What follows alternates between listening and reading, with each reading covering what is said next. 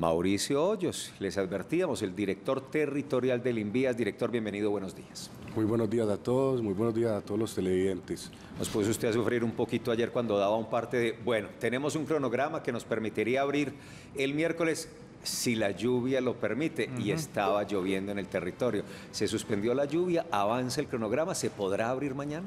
Bueno, estamos haciendo todos los trabajos necesarios y todos los esfuerzos desde el instituto para poder tener transitabilidad y paso controlado el día de mañana. Desafortunadamente, la noche anterior, antenoche. De domingo a lunes. De domingo a lunes, desde las 7 de la noche hasta aproximadamente 1:30, 2 de la tarde, la lluvia arreció bastante fuerte, pero hemos incrementado los trabajos con el propósito de poder cumplir con el cronograma y abrir la vía de 8 de la mañana a 12 del día. Por un carril. En un carril a paso controlado. Sí. Y eso sería mañana, apertura parcial controlada de 8 de la mañana a 12 del mediodía, si las condiciones se dan. Si las condiciones climáticas lo permiten y no hay ninguna novedad. Director, recordemos por favor qué fue lo que sucedió en ese punto exacto y por dónde está transitando la gente en este momento. Pues en ese punto tuvimos un deslizamiento de roca y tierra bastante grande, es un área bastante extensa. El punto que estamos atendiendo en este momento es una de los derrumbes que se presentaron. Hay otro más pequeño que está más controlado. La masa es bastante grande, es mucha roca fracturada, meteorizada, que rueda permanentemente. Por eso solo tenemos 2 máquinas en este momento en la parte alta del talud, tratando de descargar el talud lo que más podamos para generar el menor peligro posible en el momento en que abramos el paso controlado. Claro, porque también hay peligro en esas obras de intervención. Director, ¿y en este momento la gente por dónde está transitando? Pues ese es un llamado que hemos hecho constantemente, y es que muchas de las personas en los momentos de trabajo se pasan por la vía, a pesar de que tenemos ahí las barricadas, de que las autoridades han hecho las alertas, y eso genera un peligro bastante importante. Además, cuando la gente pasa, hace que los trabajos tengan que parar, claro, y nos demoremos más en poder resolver la situación. Director, lógicamente en este momento los esfuerzos están enfocados en ese paso controlado que esperemos se pueda dar desde este miércoles, pero cuando hablamos de soluciones definitivas, ¿en qué consisten los trabajos y cómo está el panorama? Sí, como lo dices, estamos enfocados en este momento en poder dar transitabilidad y tener un paso controlado en la vía. De soluciones definitivas tenemos, en este momento estamos haciendo unos estudios y diseños que debemos entregar el día de mañana, definitivos.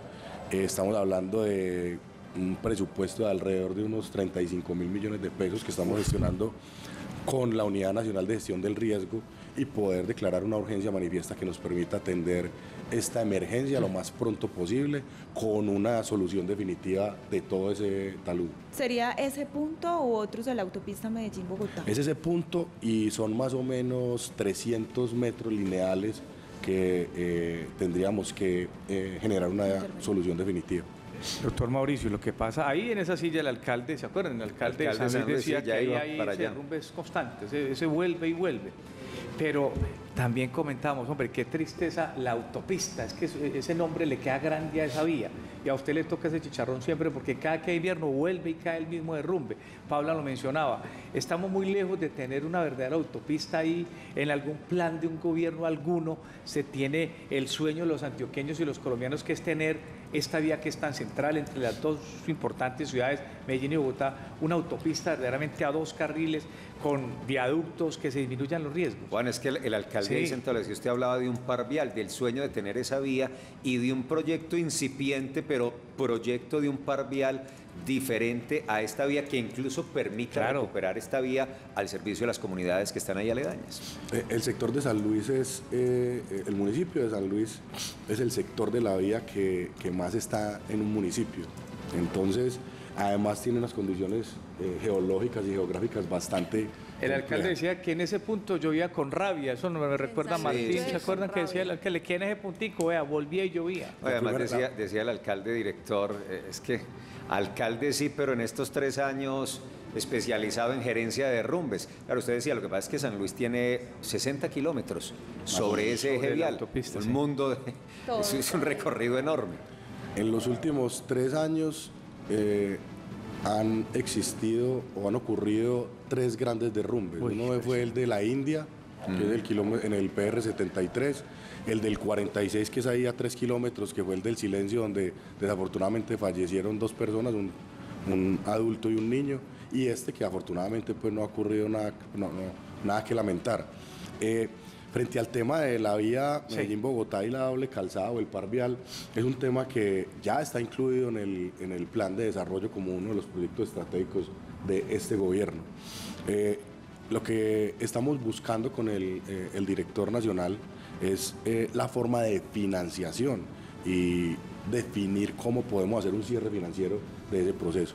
En algunas mesas del Oriente Antioqueño de movilidad tuvimos la oportunidad de hablar con quienes hicieron esos diseños, que fue DeVimed, y propusimos unas soluciones como la del par vial, que la idea era que esta vía funcionara como funciona hoy la línea, que no es una doble calzada, sino que son 2 carriles en un sentido y los otros 2 carriles en otro sentido, a pesar de que se alejan, pero funcionan como un par vial, que es lo importante para generar una buena movilidad, es decir, corregir varios la geometría de los tramos de la vía actual y construir una nueva con unos viaductos que nos permitan tener una muy buena transitabilidad.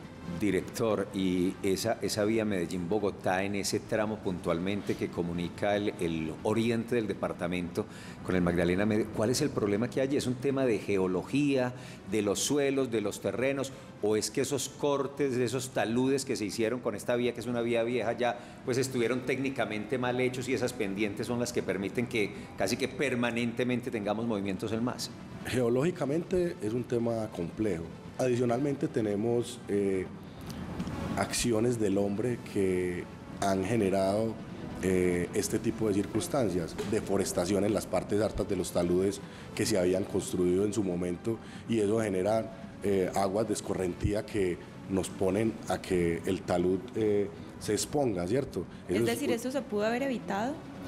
La mano del hombre desafortunadamente ha generado esas dificultades. Yo no sé si recuerdan también, hace aproximadamente un año tuvimos un cierre en la vía donde nos ocurrieron casi 26 derrumbes, sí, claro, en un trayecto de 10 kilómetros. Sí, sí, sí. Eso no era solo roca y tierra, era mucho lodo y roca que caía de la montaña. Entonces, eso lo logramos resolver rápidamente porque básicamente lo que caía era el lodo y rocas a la vía y lo retirábamos. Pero entonces hemos identificado que en las partes altas de los taludes hay una deforestación bastante grande para o cultivos o para ganado, para otros temas que no es bosque, y nos generan esas dificultades de tipo de transitabilidad en la vía. Director, además de ese tramo en San Luis y en la autopista Medellín-Bogotá, ¿cuáles son esos otros puntos críticos, los otros dolores de cabeza para Invías aquí en Antioquia? Acá en Antioquia la vía Hoyo Rico-Caucasia, la costa, eso. Que es la vía a la costa, también tenemos unas dificultades bastante grandes. Tradicionalmente hemos tenido la Frisolera, sí, la Candelaria, el Pital.